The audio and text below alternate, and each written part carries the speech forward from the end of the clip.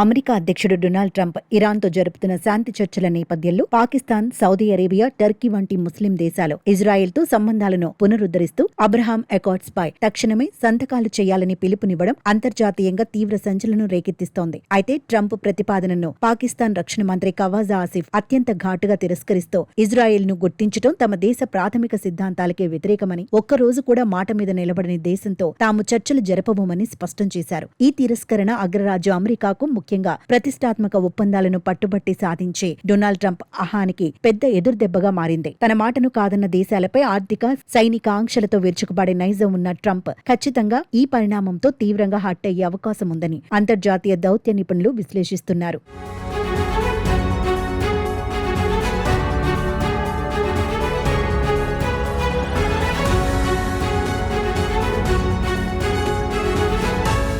ఇప్పటికే తీవ్ర ఆర్థిక సంక్షోభంతో నలిగిపోతూ అంతర్జాతీయ ద్రవ్యనిధి సాయం కోసం అమెరికా డాలర్ల కోసం దేవులాడుతున్న పాకిస్తాన్ కు ట్రంప్ ను దూరం చేసుకోవడం కోరి కష్టాలు తెచ్చుకోవడమే అవుతుంది. ఒకవేళ ట్రంప్ కనుక ఆగ్రహించి పాకిస్తాన్ కు ఇచ్చే ఆర్థిక ప్యాకేజీలను నిలిపివేసినా లేదా ఆ దేశాన్ని అంతర్జాతీయంగా ఒంటరిని చేసినా ఆ ప్రభావాన్ని తట్టుకునే ఆర్థిక స్థిరత్వం ప్రస్తుత ఇస్లామాబాద్ ప్రభుత్వానికి ఏమాత్రం లేదు. చైనాపై పూర్తిగా ఆధారపడి అమెరికాను ఢీకొట్టాలని చూస్తే అది పాక్ ను మరింత అప్పుల ఊబిలోకి నెట్టి దేశ సార్వభౌమత్వాన్ని పణంగా పెట్టే ప్రమాదం ఉంది. మరోవైపు అమెరికా ఒత్తిడికి తలొగ్గి ఒకవేళ పాకిస్తాన్ గనక అబ్రహాం అకార్డ్స్ పై సంతకం పెట్టి ఇజ్రాయెల్ ను అధికారికంగా గుర్తిస్తే ఆ దేశంలో అంతర్గతంగా పెను భూకంపం వస్తుంది. ఎందుకంటే ఇజ్రాయెల్ వ్యతిరేక విధానం, పాలస్తీనాకు మద్దతు అనేది ఆ దేశ డిఎన్ఏలోనే ఉంది. ఈ నేపథ్యంలో ఇజ్రాయెల్ తో చేతులు కలిపితే అక్కడి తీవ్రవాద సంస్థలు, మత గురువులు, లష్కరే తోయిబా వంటి ఉగ్రవాద శక్తులు ప్రజలను రోడ్లపైకి తెచ్చి అంతర్యుద్ధానికి దారితీసేలా మతపరమైన అలజడులు సృష్టిస్తాయి. రాత్రికి రాత్రే ఇజ్రాయెల్ ను స్నేహితుడిగా ఒప్పుకుంటే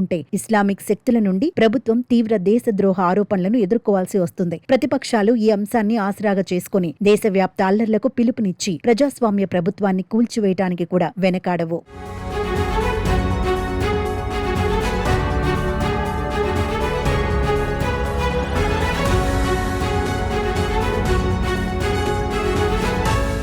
ఇప్పుడు పాక్ పరిస్థితి ముందు నుయ్యి వెనుక గొయ్యిలా తయారైంది. ఈ రెండు విపత్కర పరిస్థితుల నడుమ పాకిస్తాన్ ప్రధానమంత్రి షెహబాజ్ షరీఫ్, రక్షణ మంత్రి Khawaja Asif, army chief general Asim Munir ఒకరికొకరు సమన్వయం చేసుకోలేక తీవ్రంగా నలిగిపోతున్నారు. ఒకవైపు అమెరికా అధ్యక్షుడు ట్రంప్ నేరుగా ఆర్మీ చీఫ్ ఆసిమ్ మునీర్ తో మాట్లాడి ఒప్పందంపై ఒత్తిడి తెస్తుంటే, అటు దౌత్యపరంగా రక్షణ మంత్రి దేశ సిద్ధాంతాల పేరిట మీడియా ముందు కఠిన నిర్ణయాలు ప్రకటించాల్సి వస్తోంది. దేశంలో అసలైన అధికారం చెలాయించే ఆర్మీ చీఫ్ కు అమెరికాతో రక్షణ సంబంధాలు తెగిపోవడం, F-16 విమానాల విడిభాగాలు ఆగిపోవడం ఇష్టం లేదు. కానీ అదే సమయంలో సైన్యంలో ఉండే కింది స్థాయి సైనికులు, కమాండర్ల మతపరమైన సెంటిమెంట్లను దెబ్బతీసి సైన్యంలో తిరుగుబాటు తెచ్చుకోవడానికి ఆయన సిద్ధంగా లేరు. ఇటు ప్రధానమంత్రి షెహబాజ్ షరీఫ్ దేశాన్ని ఆర్థికంగా బతికించాలంటే అమెరికా కావాలి. కానీ ఇజ్రాయెల్ ఒప్పందంపై సంతకం పెడితే మరుసటి రోజే తన కుర్చీ ఊడిపోతుందని తీవ్రమైన భయాందోళనలో ఉన్నారు. సౌదీ అరేబియా కూడా ట్రంప్ తో కలిసి అబ్రహాం అకార్డ్స్ వైపు అడుగులు వేస్తుండటంతో అటు ఇస్లామిక్ కూటమిని వదులుకోలేక ఇటు అమెరికా ఆగ్రహానికి గురి కాబోతూ పాక్ కత్తి మీద సాము చేస్తోంది. మొత్తానికి ట్రంప్ విసిరిన ఈ దౌత్య పాచిక పాకిస్తాన్ని ఊపిరాడకుండా చేస్తోందనేది స్పష్టంగా కనిపిస్తోంది.